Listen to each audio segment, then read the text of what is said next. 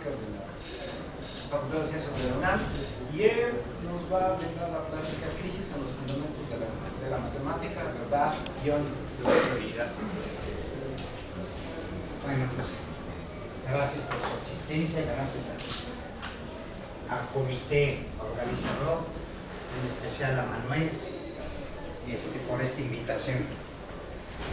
Bueno, como siempre, ay, estoy muy nervioso, pero la idea ahorita es mucho material, me voy a ir muy rápido, pero quiero que me intervengan, que me hagan preguntas, por favor, porque si no, no sé ni en dónde andamos. ¿Ok?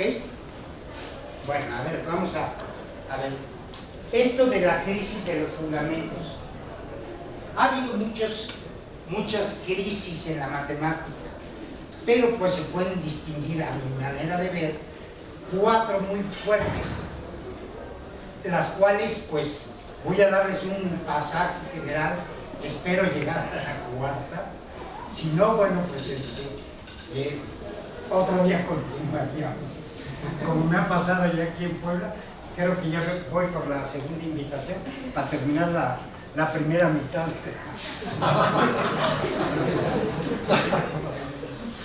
Bueno, la primera crisis, a lo que yo le llamo. A ver, ¿y esto cómo se mueve? Izquierda y derecha, eso sí. ¿Y el de arriba y el de abajo? Eso no gustó que... Okay.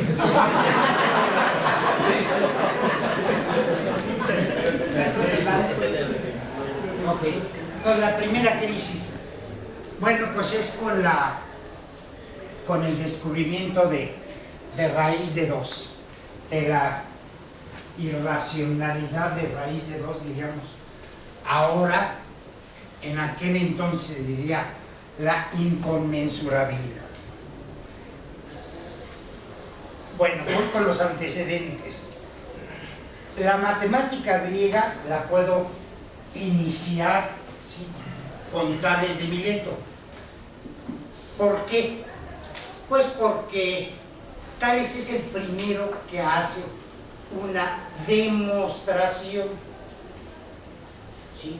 Son sus primeros teoremas, son los primeros teoremas que se conocen, ¿verdad?, que da el ser humano en la matemática, los primeros matemáticos, que dan una justificación del por qué es el resultado. Por ejemplo, por qué el diámetro de un círculo divide al círculo en 2 partes iguales, ¿sí? Entonces, Tales en el papiro, ¿será?, o en la arena, ¿sí?, demuestra, ¿sí?, que se tiene ese resultado.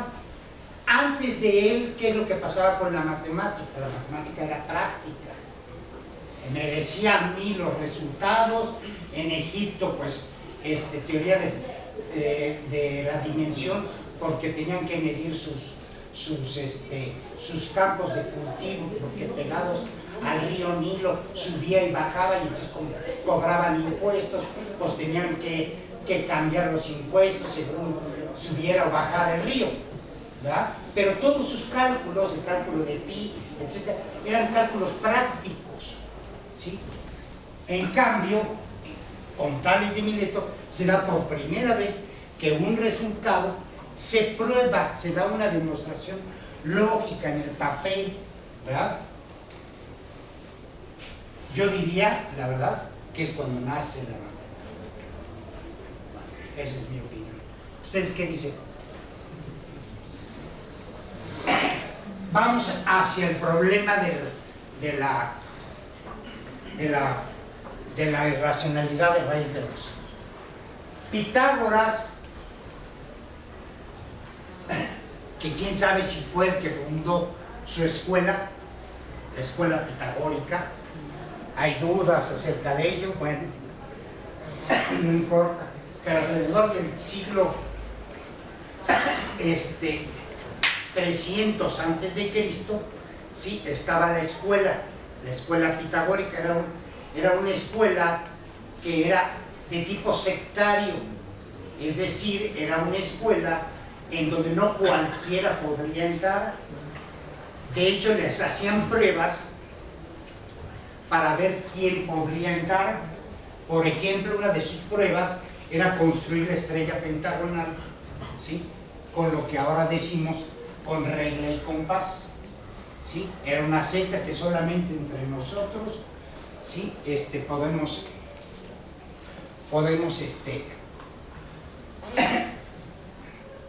discutir nuestra matemática y nuestros secretos y demás. Todos ellos, ¿qué pensaban con respecto a la matemática? ¿Cómo estaba con respecto al hombre? Es decir, ¿qué dependía de la matemática y el hombre? Bueno, pues todo estaba mediado, ¿sí?, por los dioses, Dios o los dioses. Es decir, la forma en que Dios se comunica conmigo es a través de la matemática, a través de la geometría, a través de los números. Y como Dios es armonía, pues tiene entonces que haber armonía en todas las cosas, y yo como accedo a ellos, pues a través de los números que se porten en forma bonita, armoniosa, bien llevada, desarrollan toda su matemática, hablando ahí de números triangulares, números cuadrados, el tetraquis, en fin, todo esto con respecto a una armonía, inventan la quinta musical, en fin, todo esto, ¿sí? La verdad, la matemática y los dioses, ¿sí?, y el ser humano estaban totalmente ligados, ¿sí? Yo me comunico a través de la matemática con Dios, con los dioses. ¿Cómo estaba la matemática en aquel entonces? Bueno, pues fíjense cómo estaba el edificio de la matemática. La geometría y el álgebra, la aritmética, los números, pues eran prácticamente lo mismo, unos van junto con otro, pero pues ambos, ¿sí?, estaban basados, ¿sí?, en lo que se llama la teoría de la proporción. La teoría de la proporción, a su vez, ¿sí?, estaba basada en un fundamento que era la conmensurabilidad. ¿Qué quiere decir esto?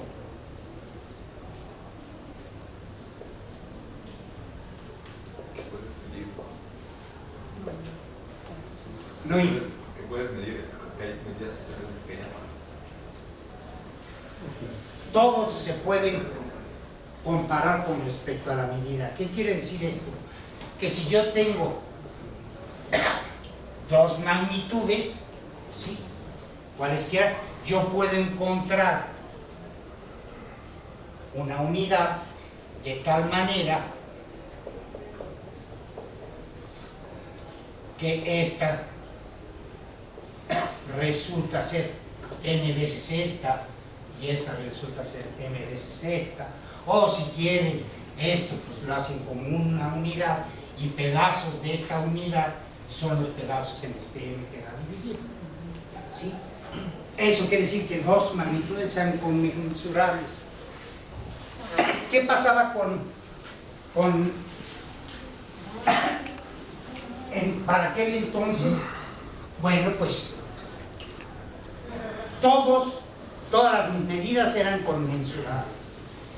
Encuentran los pitagóricos mismos, pues el problema, como ustedes ya se los han de haber dicho desde sus primeras clases, ¿no? La diagonal de un cuadrado, ¿sí?, que tengo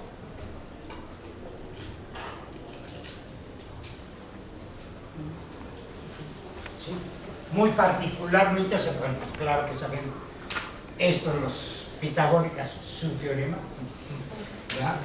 En particular, ¿sí?, cuando se tenía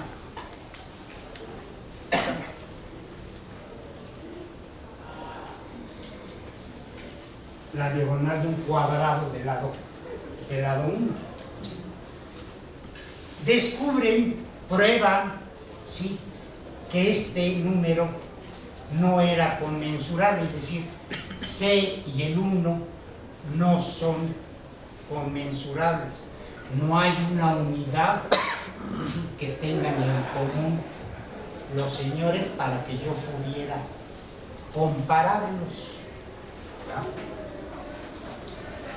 Ahí se conocen muchas pruebas de estas, la verdad no sé si hay una que se les acate originaria a los pitagóricos.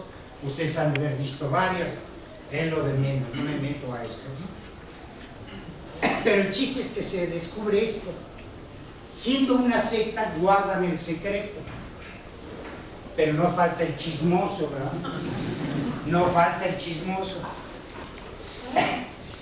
Este es un tal Hiparco o Hipappus, ¿sí?, que va con el chisme y se sale ahí al patio a contarlo a los no iniciados, ¿verdad?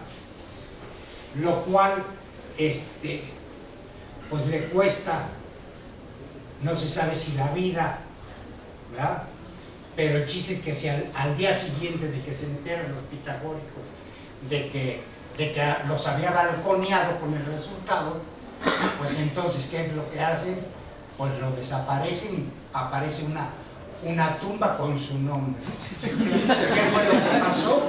Ahí dicen que lo expulsaron, lo desterraron, y otros dicen que sí, que efectivamente le dieron cuello, ¿no? Pues bueno, ¿todo esto para qué? ¿Qué es lo que pasaba? ¿Qué es lo que pasaba al haber una inconmensurabilidad? Pues todo ese edificio de la matemática se les derrumbaba. Y no nada más ese, sino, recuerden, les estoy diciendo, la relación de la matemática era importantísima entre Dios y el hombre, ¿sí? Y si yo para conocer a Dios, para conocer mi mundo, lo hago a través de mi matemática, cuando esto se me cae. La matemática entonces cae en una crisis muy fuerte. ¿Quién es el que la resuelve?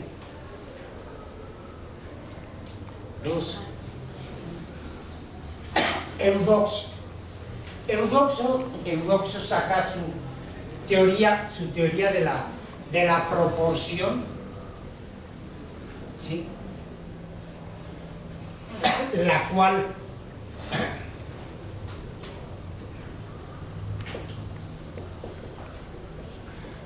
cual comprende, ¿sí?, tanto a, llamémosle, cantidades continuas, es decir, conmensurables e inconmensurables, ¿no? Y el edificio se me vuelve a parar, la matemática se salva. Pero ¿qué pasa ahora con respecto a la verdad matemática y el mundo real? Ahora, ¿dónde está la verdad de la matemática? ¿Dónde queda? Solamente en el mundo real, ¿sí? Yo, para que algo diga que es verdadero en la matemática, yo tengo que ir a checar al mundo a ver si es cierto, ¿verdad? La verdad matemática entonces recae en la realidad, es decir, se vuelve una matemática pragmaticista, ¿sí? Yo tengo que estar checando en la realidad para ver que efectivamente mi matemática está bien hecha. Bueno, el edificio se recompone un poco y demás, sin embargo, no se llega a probar oficialmente. ¿Qué cosa? La existencia de los números irracionales, ¿sí? Esto no se logra sino hasta cuándo. ¿Alguien sabe? Rápido, vámonos. ¿Cuándo se prueba la existencia oficial de los irracionales? Yo creo que hasta Dedekind, ¿no? Un poquitito antes, con calma. Les hago la pregunta porque mucha gente cree que era Cauchy. Sí. Ay, se me fue, ¿o qué pasó? Bueno, no lo puse. Muchos creían que era Cauchy, el que porque, como se conoce la construcción por sucesiones de Cauchy, se cree que Cauchy fue el que justificó la existencia de los irracionales, y no es cierto, fue Kant, ¿sí? Y posteriormente fue Dedekind con el conocido método de cortaduras de Dedekind, ¿no? Entonces resuelve hasta mucho tiempo después. Mucho. 20 tantos siglos. Bueno, vamos con la segunda crisis. Preguntas, si no me voy. Segunda crisis, el quinto postulado de Euclides. Bueno, la historia comienza más o menos por acá. En estos años, ¿sí? Siglo III antes de Cristo, el discurso, no nada más el matemático, sino todo el discurso que se daba, estaba sin argumentos lógicos, es decir, era todo un caos. ¿Quién era el que daba mejores argumentos? Pues el que tenía mejor labia, el que hablaba más bonito, el que sabía envolver a la gente. ¿Va? Eso no ha cambiado, digo. Yo ya no les creo tan fácil. Bueno, no. Pero es cierto lo que dice Gaby, ¿no? ¿Qué es lo que pasa? Estos se llaman sofistas. Nuestros sofistas actuales, ahorita los estamos escuchando a diario, Demasiado. son los políticos. Gente que sabe envolver y te mete en sus trampas de tal suerte que tú le estás argumentando algo y son tan hábiles que son posibles de decirte, pues es lo que yo te decía. Sí, tienes razón. ¿No? Bueno, ante tanto caos en eso, Aristóteles lo que propone, ¿sí?, es una metodología basada en una teoría de la definición y en dar postulados, principios a partir de los cuales empezar a dar una argumentación. Esto se lleva a cabo dentro del seno de la matemática con Euclides en sus elementos, ¿no? En su libro de los elementos.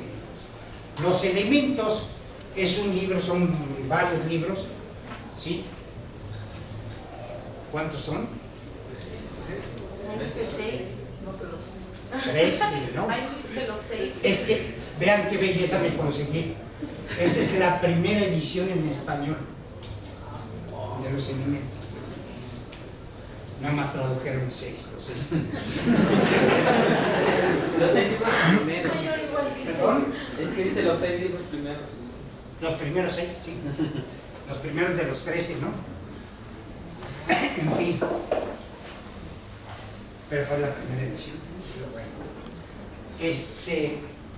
Resulta que los elementos hacen esto, ¿no? Entonces dividen efectivamente la geometría, ¿sí?, en definiciones, en axiomas o nociones comunes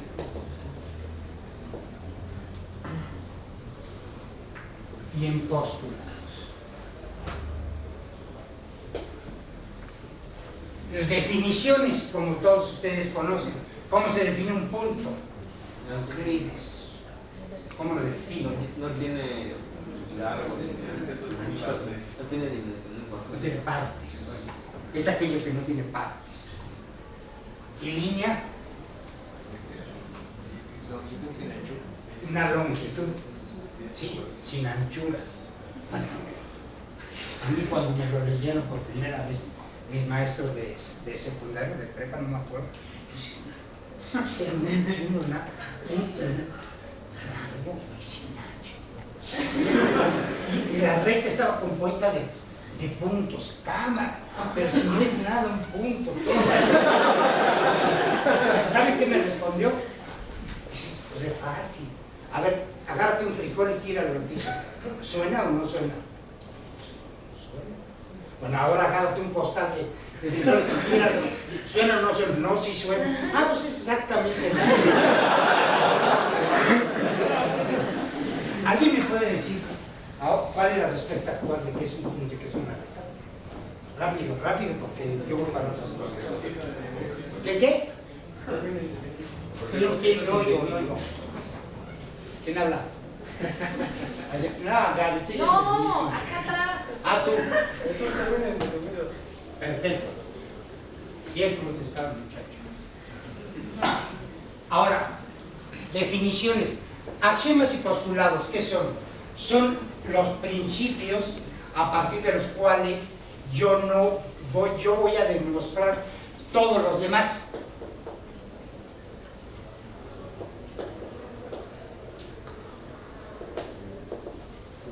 Al organizar yo mi conocimiento.